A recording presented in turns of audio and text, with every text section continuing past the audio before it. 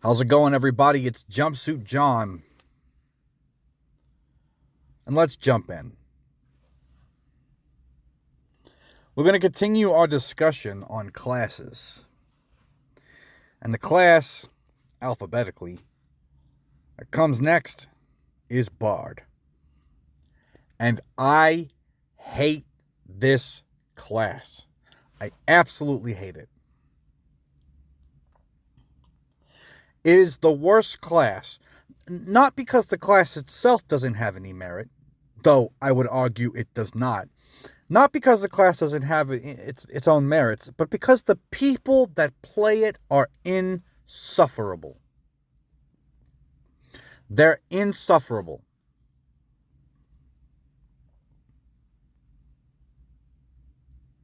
And we're going to get into it. Might get a little heated. So let's go. Let's talk about the Bard. What are you? What is this? What are we looking at? To be honest, when I'm thinking about the entirety of what a Bard is, it's amorphous. But when it comes down to people playing it, and so far as what I've found, listen, you fall into a category. And there's no way around it. We all know what we're talking about. You are the horny dude that piddles jokes and plays lutes at the wrong times in the wrong moments. You say a bunch of funny quips and you think you're the heart and soul of the party because you bring a little levity to everything. A little bit of levity. Oh, we're having a serious moment? Better make a poop joke. That's the Bard. And listen, come at me in the comments, please. I invite this. You will never change my mind. I hate Bard. People do not understand what a Bard is. Hell, most people don't even understand what a Bard is in real life. The Bard is not the funny poo-poo guy that makes sex jokes every 5 seconds. The Bard is not the person in the party that is supposed to constantly shit on any tension that might be building to give the player some kind of immersion into their world. God, I remember specifically, I was playing 4th edition, and I was playing an orc. Yeah, I know I wasn't playing human fighter. I've grown up. Anyways, I was playing an orc, half orc barbarian, right? And I was trying to play it straight.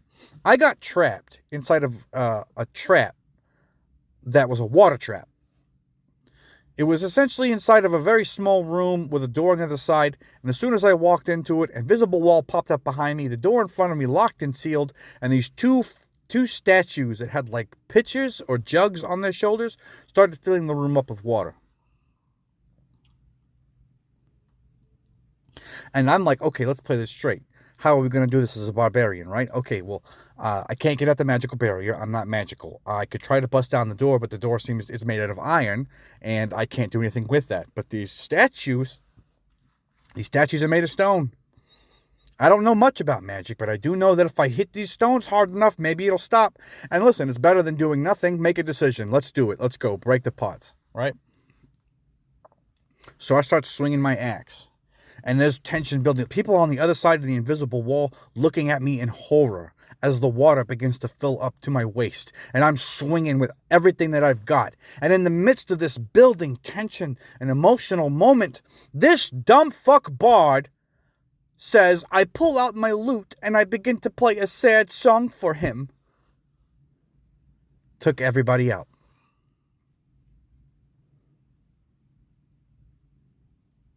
This moment where you had every other party member struggling, trying to figure out some way to dispel the magic, to get around it. And all this putz does is stand in front of the invisible wall, watching his party mate drown to death. And his first thought is not, oh, let me cast a spell to aid him. Oh, let me try to find a way to turn this trap off. oh, let me find a magical spell that'll dispel the invisible wall. No, his first thought is, I have a funny moment here, and I'm going to play my little lute. Not even magically. He's not even playing his lute in order to do some form of magic. I'm going to play my little lute because it's funny. Ha ha. It killed it. And that's been my experience with every single bard moving forward. Every single one of them. The worst times to do the stupid inane shit that they do it. They should rename the class. You know what? As a matter of fact, you should. It should be called Clown. Then it would make more sense. We would all know what we were getting into. We all know who we're going to be playing with. We are going to be playing with... Oh, this is going to... For some of you guys that are a little bit older, this might actually ring a little true with you. We're going to be playing with that one girl in high school that thought it was funny to kick dudes in the nuts. You know the one, had the big goth sneakers or boots. She always wore way too baggy of black pants. She had one piercing because her mom let her. She had a stripe of green in her hair. And she thought that the funniest thing to do was to be raunchy, nasty, and kick dudes in the nuts. Now, if that's not your experience in life, you should be happy. There was a particular period of time when Hot Topic was at its peak that was the thing. You could always tell who these girls were. They had the Jacket Sally fucking pin or jacket on 24/7, never washed it, and they smelled like it too. I hate Bard. I hate it. And the thing is I don't want to hate it. Listen, the Bard could be a great class. Though, honestly, with the mechanics, just make it a wizard. Oh, their magic is in tune to inspiration. That makes no fucking sense. A wizard is inspired to learn and can take those learnings with inspiration and create something. A sorcerer can be inspired to weave their spell that they're innately gifted with in some different mechanic to make it work in the situation. They can use their fucking heads. Oh, but a bard gives inspiration. Motherfucker, I'm smart. I have a head on my shoulders. And to be dead honest, I don't need to be inspired right now. I need to be physically helped. Inspiration in times of absolute death is the wrong thing. I don't want to be inspired when I'm about to drown. I want help.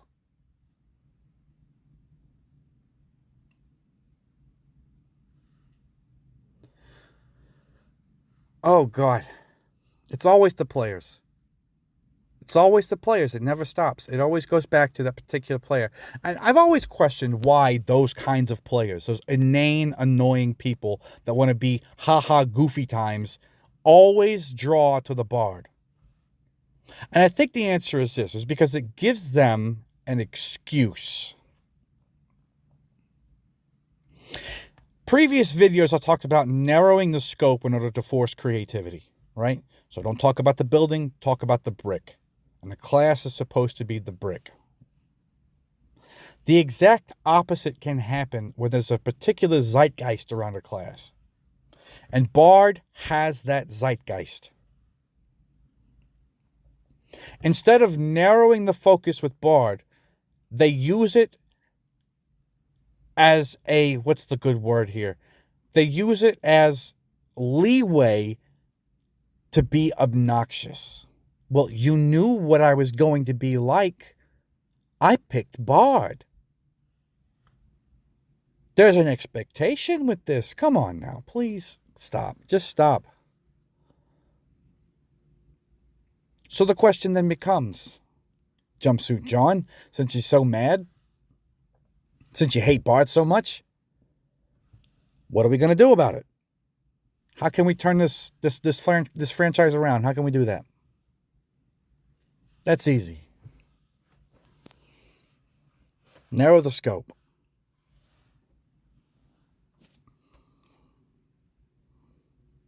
If you're a bard, let's get down to the bricks. This is going to date me, and I've already said this a bunch. I've said that phrase a lot, but hey, here we go. This is my channel. Get over it. You know what I'm saying? Anyways, there was a movie, Dragonheart. I think it was a direct-to-TV movie or a direct-to-VHS movie. I'm not sure, but it was Dragonheart. In Dragonheart, main character is a dragon slayer, hunts down a lot of dragons, right? Well, he's not what I'm talking about. I'm talking about the little monk fellow that follows him around in that movie. He was a bard. Now, he was a friar and he was a historian, but he was also a poet and a storyteller. He would follow him around, and whenever he did something amazing, I think the first time he saw him, he was fighting a dragon, and the entire time he's writing, like, oh my God, this is what he's doing. Like, he's not inspiring the man to kill the dragon. The man is inspiring him to write a piece. The Dragon Slayer inspires him to produce a work of art. Heck, as much as I may not have liked the show, The Witcher had the same thing. That guy that sang the song that got really popular. What did he do? Nothing. He wrote songs based on what The Witcher had done. That's a bard. They don't get into trouble with groups and parties in order to help them out, though they may be able to. They get into trouble with groups and parties and adventurers so that way they can come back and sing songs about them. Because that's their bread and butter.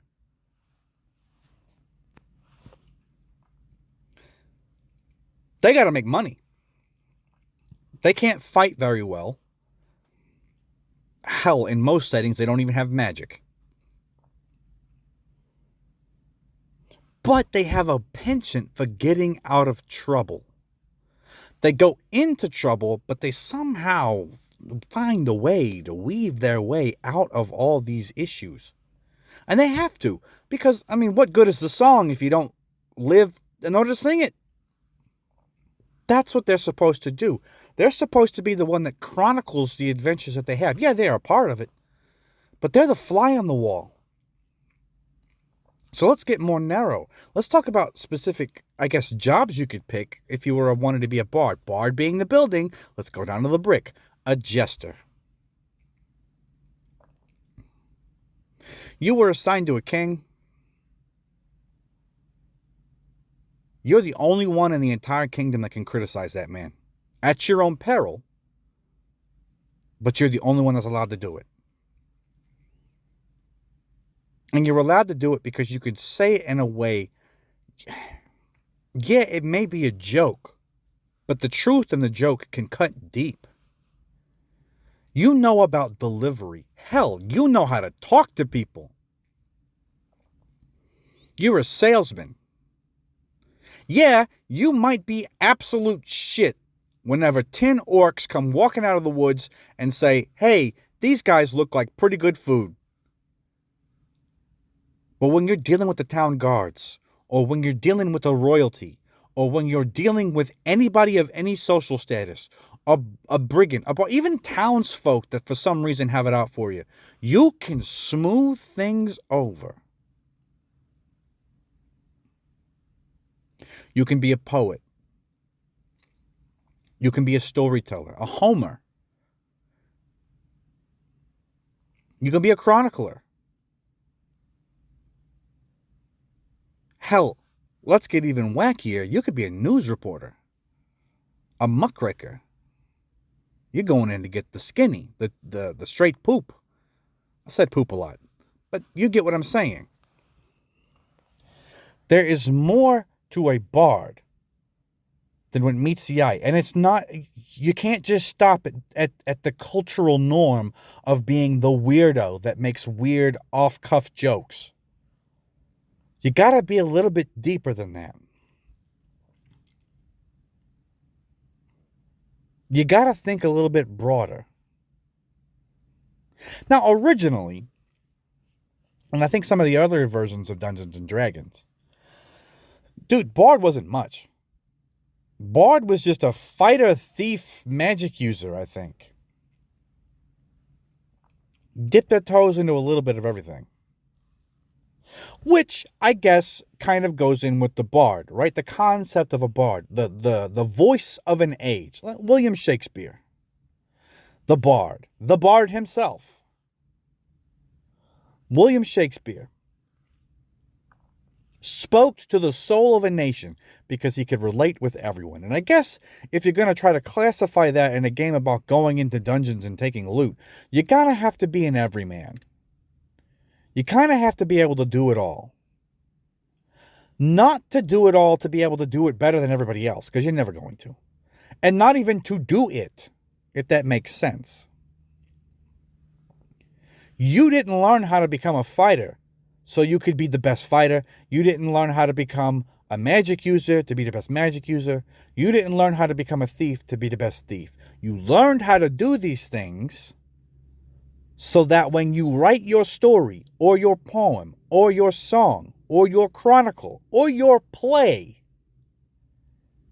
you have much more that you can put into that work because you physically experienced it.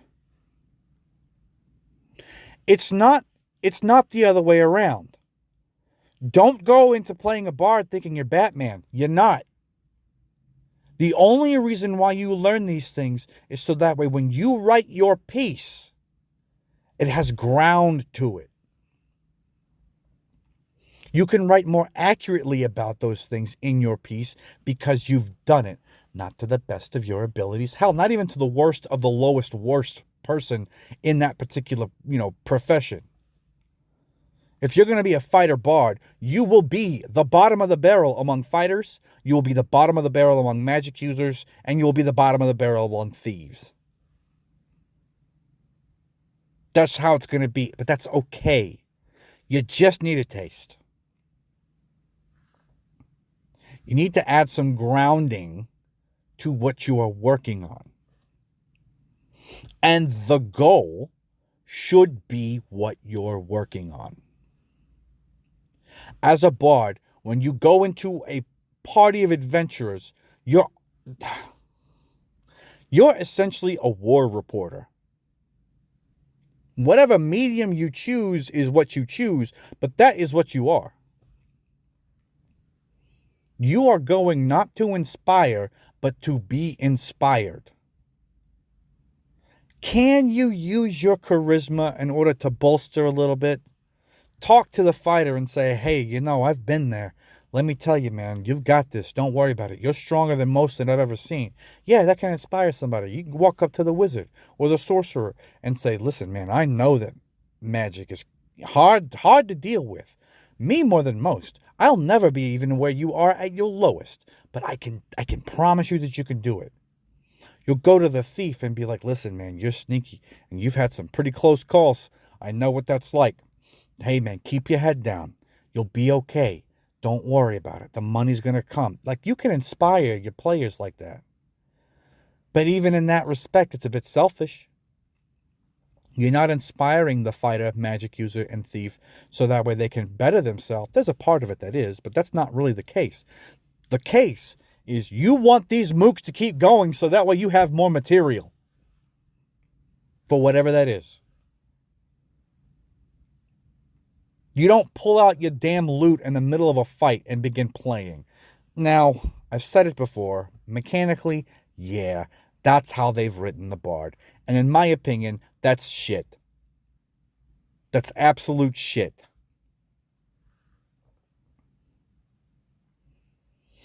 Nobody, and I mean nobody, except for maybe some exceptions throughout history, has ever produced an instrument in the middle of a skirmish.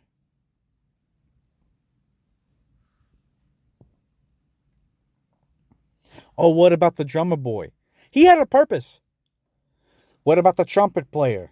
Purpose. The only reason why you had drummer boys, trumpet players, what else is those big horns back in the day was to be able to coordinate enemy movements and troop movements. That was it. You were not there to inspire anybody. Could you? Yeah. But that was secondary to the purpose. So if you're going to do that, if you're going to go out there and play an instrument, it better be secondary to the purpose, and don't go out there with a fucking lute or a guitar. If your goal is to go out there in order to coordinate battle movements inside of a fray, you better have something loud. Which would be pretty cool. Have a bugle boy. Shit's going sideways. He starts playing, whatever he has to play in order to get everybody's attention. But think of Bard in that respect. You are going to be inspired. You are going on an adventure to get inspiration for a piece that you are working on, or a collection of pieces. You want to tell stories. You don't want to inspire the party. You're no hero. Man, that's the crux right there. You're not a hero. You are the fly on the wall. So yeah, that's the way that I feel about it. A bard is an everyman that is going out into the world to find a story. A story that he can relate to other people of something they've never seen or heard of before in their life. Let me tell you people about this group of wacky, zany people that went out and did some crazy ass shit. Well, how can we trust you? Oh, I was there. Do you gain love for these party members? Yeah, probably. But like I said before, you're a war reporter. You're trying to get the story across to the masses. You're trying to inspire. You're trying really, if you're going to be inspiring anybody, you're trying to inspire the masses to action.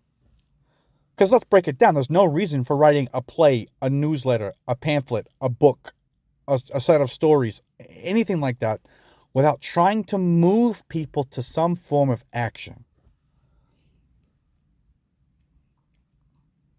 You have a reason for what you're doing. You have a reason for why you're collecting information. You have a reason for why you're writing these stories. If it's for money, let it be for money. Be a sleaze. That's fine. Just don't be a dick. Don't be a fucking weirdo. If you're doing it because you're an activist, do it. But stop with the one-note bullshit. Stop with the I roll to seduce. It's annoying. It's very annoying. And listen. If you're the kind of group, and I'm going to be 100% brutal here. If you're the kind of group that's every session, every single one turns into a goof fest. Caveat, play the way you want, snow skin off my nose. But you are bad. You're bad. And if you're the kind of person that plays Bard, and only specifically Tiefling Bard, you know what I'm talking about. I'll get to that when I get to races. But if you're that kind of person that only plays Bard, baby, I know exactly what kind of person you are. I better get ready for Chucklefuck coming down the road. Not going to help. That's what's going to happen. I'm going to be, and me and the other few people on the table that are trying to play it straight are going to be the only ones moving forward. And every single time we maybe have a meaningful moment, we're going to get side railed by Mr. Fuck over here, who's going to decide he wants to start fucking playing the tambourine.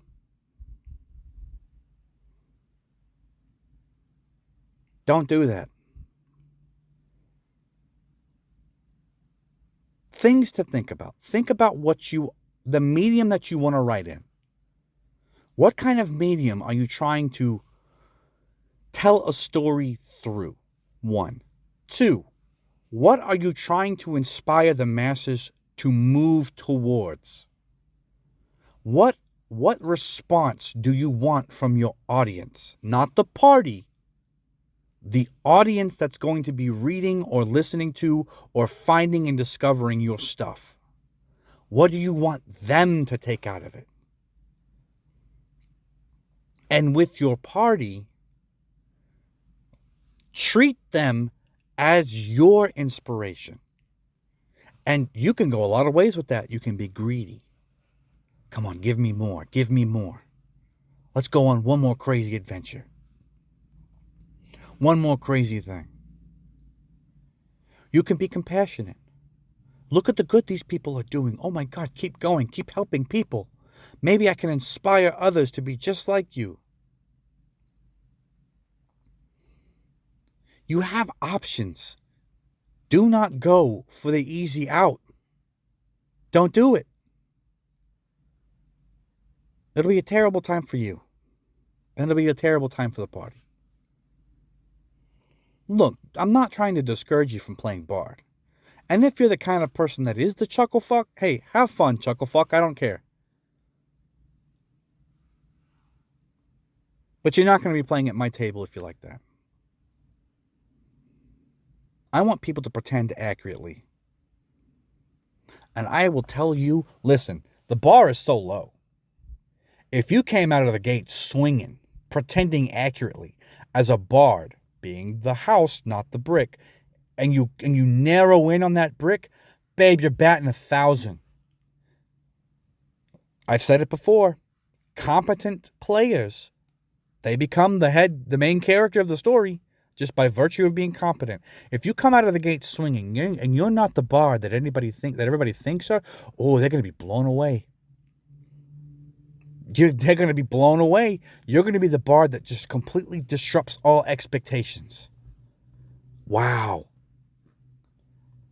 It'll be amazing. I promise you. I promise you it will be. You watch.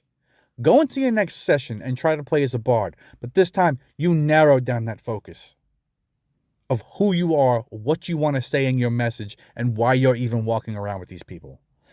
That can be applied to a lot of different classes. But Bard specifically is the one that I feel like has the most uphill challenge to defeat the stereotype that's associated with the class. So the bar is low. And if you set that bar, if you go in and you knock it out of the park with pretending accurately,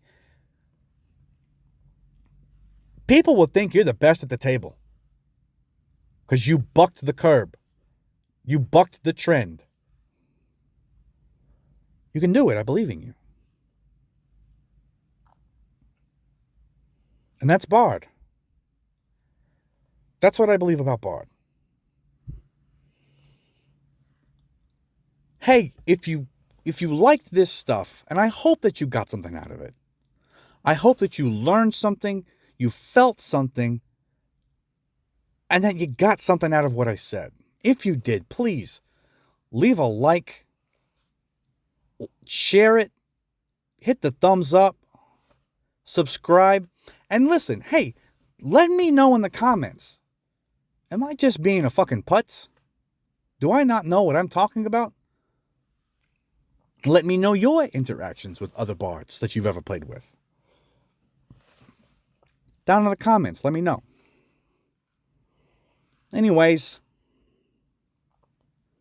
keep an eye out for Where the Worm Dieth Not. Tactical role-playing game, tabletop role-playing game about fantasy horror. It's going to be great. Hey, listen, thanks for coming by. That's enough out of me. Come on. Let's get back to work. All right, see ya.